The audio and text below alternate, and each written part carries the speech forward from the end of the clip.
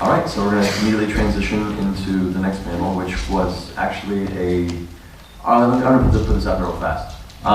When Pete emailed me saying, hey, what kind of panels do you want to do? I was like, here's some ideas. I threw out some ideas. I gave him a list of titles for panels, and I threw in a couple ones as a joke, and he made them real panels. So, sure. So now I have our panels today. So I'm just going to do whatever the hell I feel like. And you can come along for the ride. So, I'll start this with a little bit. Like I said, we can continue with Q&A as well in a moment about anything industry related, video games, animation, anything else. But this one is called Proud to be a Nerd. I'm a huge nerd.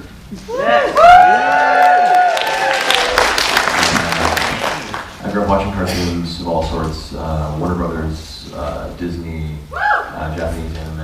I love animation in all the styles. I grew up since the Atari 2600, where a lot of you don't know who that is, or what that is. It was the precursor to the Nintendo, back when, video game soundtracks were...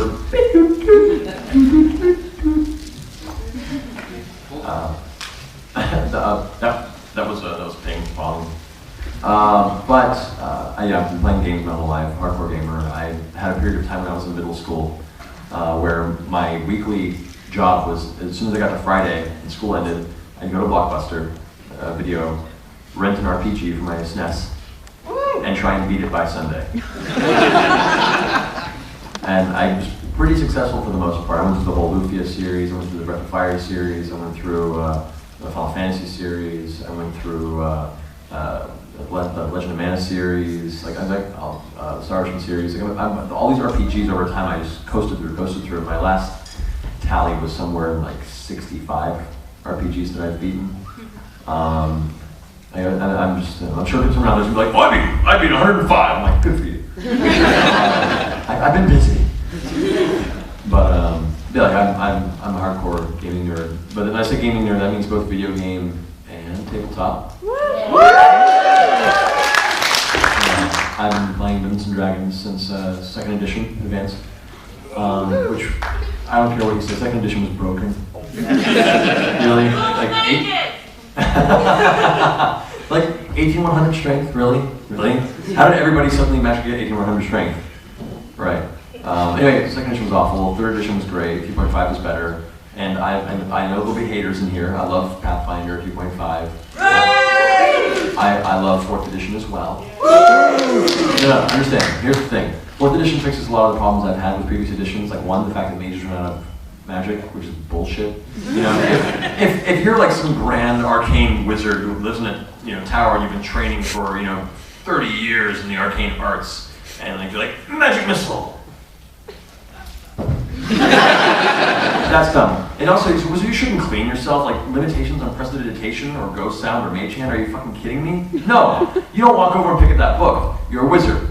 It drifts to you anytime you want. So things like that I felt were vastly improved. I never really played any melee classes, and this is getting a really nerdy conversation, I apologize. I never played any melee classes because I felt that just there wasn't a lot of variation or abilities. You either just attacked or defended, and then through a couple feats you'd be like, I'll cleave, and maybe power attack. There just wasn't a lot of variation. I felt, while in some instances 4th edition has made it much more board-centric, the strategy made it a lot more interesting to me. And I believe if you have a DM with a lot of imagination and flair for embellishment, 4th edition can be a very, very fantastic game system. It's very easy if people aren't paying attention to tumble into that hole. All right, it's your turn. What are you gonna do? I'm gonna move 6 squares here. I'm gonna go ahead and do brash strike on him, and then use my minor action to go ahead and quaff potion. All right, cool. Roll for damage. Or roll hit. All right, you hit. Roll for damage. Cool. Your turn's over. Dude, that's horrible, boring, and that's bad 4th edition. Good 4th edition is all right, it's your turn. You see 3 or 4 of these goblins crawling out from over the stones. One of them snarling and barking at. Okay. The player turns and goes. Okay, so I'm gonna go ahead and as I move 3 squares this way and 3 squares this way, I'm going to take a leap off of this stone and in midair come down in a large arc with my axe for brash strike on top of this goblin here. Okay, roll for attack. oh, you miss. So as soon as you come right back down on top, the goblin immediately reaches up and parries the blade aside, spitting this bit of horrible black bile into your eye as you wipe it out aside. He's going to go ahead and take an attack opportunity on you. Like, oh shit, see the roll. He hits, okay, so he comes up from behind and he leaps over your shoulder and actually slams his dagger into the back of your left armor. You feel it just gently pierce the leather and a little bit of warm red begins to spread in the middle of your back, but just enough to piss you off.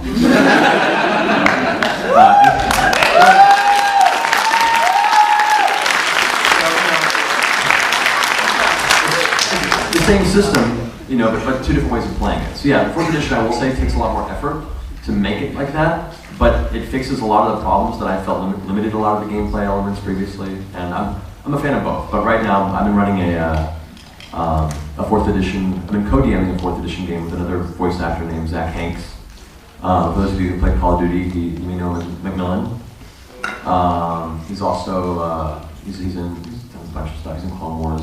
But me and him co-DM this game, and I've never done that before, which is very interesting. So not only can we write the story together, but we can both play NPCs simultaneously and then interact as NPCs as well as with the players, like argue. And it's very, it's a lot of fun. It's really interesting. The only down point to that is now you have 2 personalities working on the story, so there are points where it's like, no, I want the lizard men to be intelligent. I'm like, no, they must be bestial and barbarian. It's like, no, but they are learned. I'm like, they are not. You know? So those arguments can spring up on occasion, but for the most part, it's been a very positive experience, and we're having a good time with it. And we have currently in our, I'm sorry, I'm not used to nerding out to a forum. This is a whole new experience to me. We were running a game in an original campaign that's loosely based on the points of light, interior veil type pre-existing world. We've kind of altered it. Those who don't know what I'm talking about, I'm sorry. But anyway, we have one group we've been going through for a while, and we have a second group that we're building up soon. We have a few friends interested. They're also voice actors, and we're thinking about putting together a charity event. That'd be like a podcast recording of one of our sessions and have artists do renditions of various sequences in it and sell it all for relief for Japan, actually. So we're hoping to put something like that together. I think it'd be a lot of fun. But that was a long tangent on Dungeons and Dragons and stuff.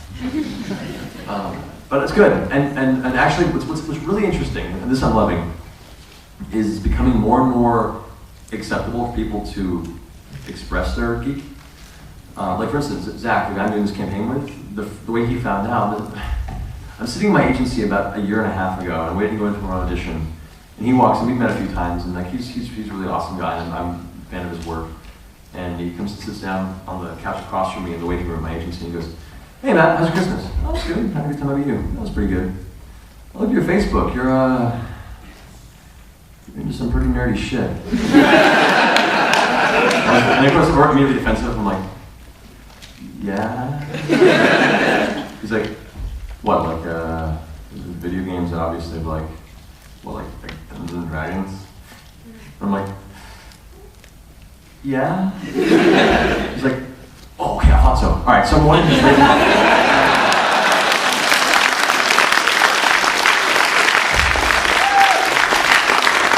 And we go on this tangent for like 30 minutes about like games he played. He's like, "Yeah, when I was back east, I used to actually LARP for a while," and like, you know, he was this whole. I'm like, "Well, I don't LARP, but that's cool." But we're having this long conversation about old campaigns we played, and characters we had, and storyline bits, and epic moments in games, and slowly you see our agent Sandy like poke her head out of her office, like, "What the fuck are you guys talking about?" I'm like, "Sorry, Mom." But yeah, like we're seeing more people kind of show it off. I guess familiar with Phil Lamar. He's the voice of Samurai Jack, and a bunch of other cartoon characters. He used to be on Mad TV. He's a gaming nerd. We're hoping to have him in one of our upcoming sessions. Yuri Lowenthal, Liam O'Brien, a bunch of these people are all video game and tabletop nerds as well, and it's really awesome to see it all come out into the society more and more so. Let the geek fly. That's what I say. You know, if you know what a D20 is, we can roll.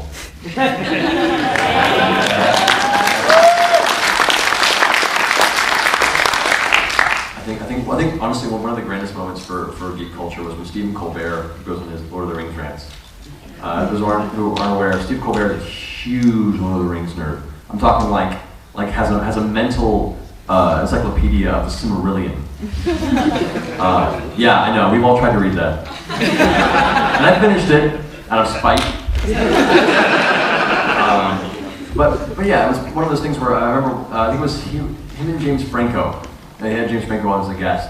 And James Franco was like, I heard you're a pretty big Lord of the Rings fan. And Stephen Colbert's like, I am the Lord of the Rings fan. And he's like, I think I'm a bigger fan than you are, really. I'm just putting it out there. And he's like, oh really? Oh really, fool? Like, he gets all aggressive in his face about it. He's like, okay, well then answer me this. What was the reason that Galadriel decided to go ahead and even become part of Lothlorien? Like, what is her purpose on Middle Earth? And he was like, I think she was supposed to help him guard the world, right? Be guarding the world. It's like, that's a good answer, if it was correct.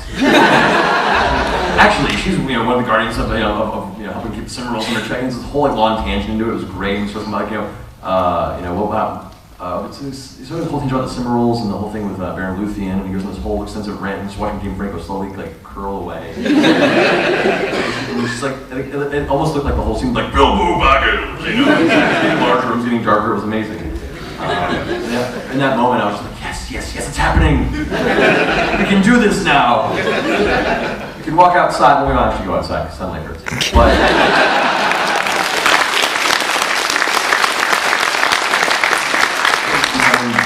more viable, I guess. I don't know. Anyway, yeah, huge nerd. And then comics. I mean, I love some DC. I like Batman. I like some arcs there. There've been some good writing, like the whole Gog and Magog thing was cool. But I'm a Marvel guy through and through.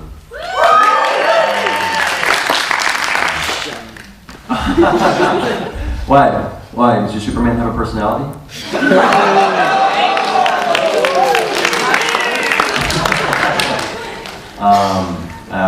It's kind of rough when you have to reboot your whole universe just to get people to buy your comics too. But we'll see. No, I'm sorry. I don't mean to hate on DC. I actually like a lot of DC stuff. Batman. Batman's great. I fucking love Batman. Favorite Marvel character? That's a big universe, my friend. I've always been partial to Nightcrawler. Kurt Wagner, specifically, the fact that he is this person who, from an outside standpoint, is such an evil-looking, demonic freak. Like, he just has this visage of this nightmarish visage. And at no point really does he let that truly define him as a character. He's this fun-loving, very Errol Flynn-like, just swashbuckling, fun-loving human being who wants to make everyone happy. And it becomes, the priest thing was a little weird. And I'm not really going to go into his whole self-scarring, emo Nightcrawler in the movie. I was like, that's bullshit. Like classic Nightcrawler. Like, I grew up loving that fact, because as a kid, I was the same, I felt shunned by, I was a quiet gamer guy, and there's all kind of, ostracized nerd type feeling at times, and the fact that he kind of went through that as well, but still maintained that positive outlook on life and just wanting to make people happy and make people smile is very much a parallel to how I felt in the time of my youth. And so Nightcrawler became a very, very intrinsic figure in my childhood. And so that's probably why Nightcrawler is my favorite guy, still to this day. I couldn't talk about it. And then they killed him. It's Marvel, he'll be back.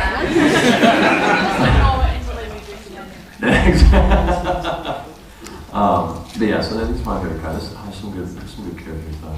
What'd you think of Deadpool? The Deadpool's pretty amazing. It depends on who's writing them.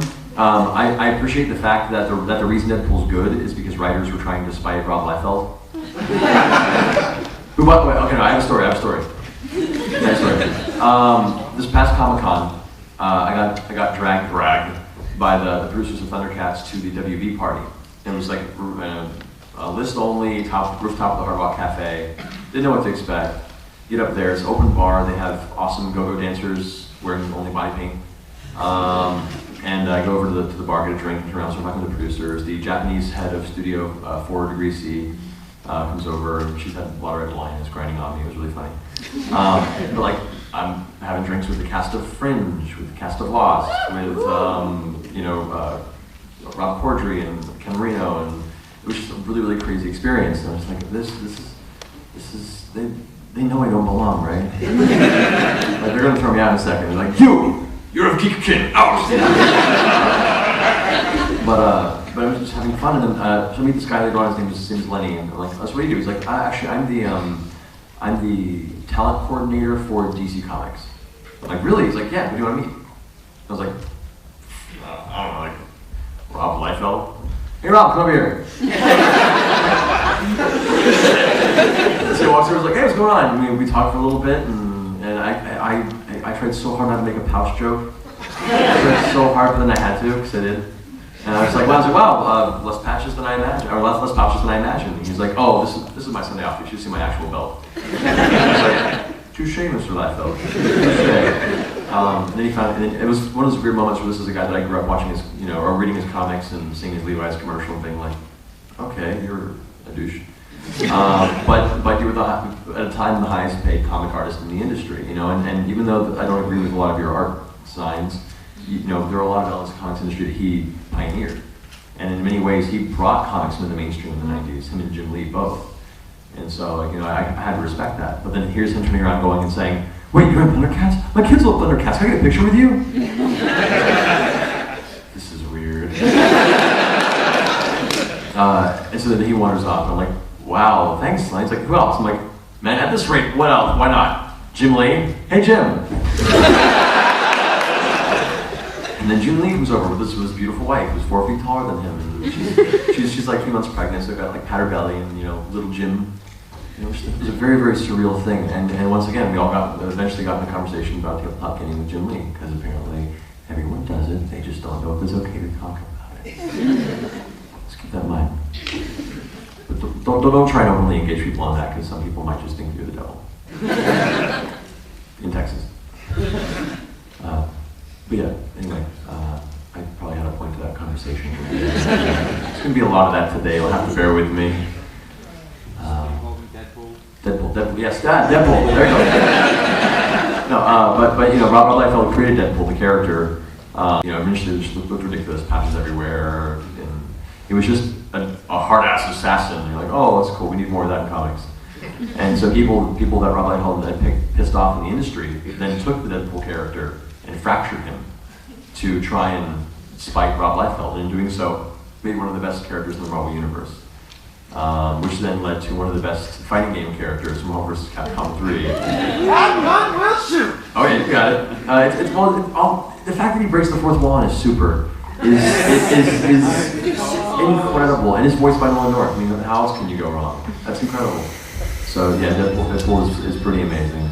My only issue with Deadpool is that I'm afraid he might be getting a little overexposed in the comics nowadays. He has all these offshoot series and like Deadpool Family, and you're just like, "Oh, okay. Starting to wear a little thin." But hey, I mean, the guy did pretty much stop the Skrull invasion. Can't be that bad. Oh, he took all the credit. But if you read the Deadpool portion of it, you realize that Deadpool is kind of what allowed Norman Osborn to do it. Or he's part of that engine, at least. I mean, there are a lot of people working on it, I'm sure, but Deadpool was pretty intrinsic to that. I like to believe. Just Norman's a dick. That's okay. He foolishly went after Asgard, and we all know how that ended. Actually, no, he actually destroyed all of Asgard. So now it worked out well in a way. Then he went crazy, and they threw him into a basket.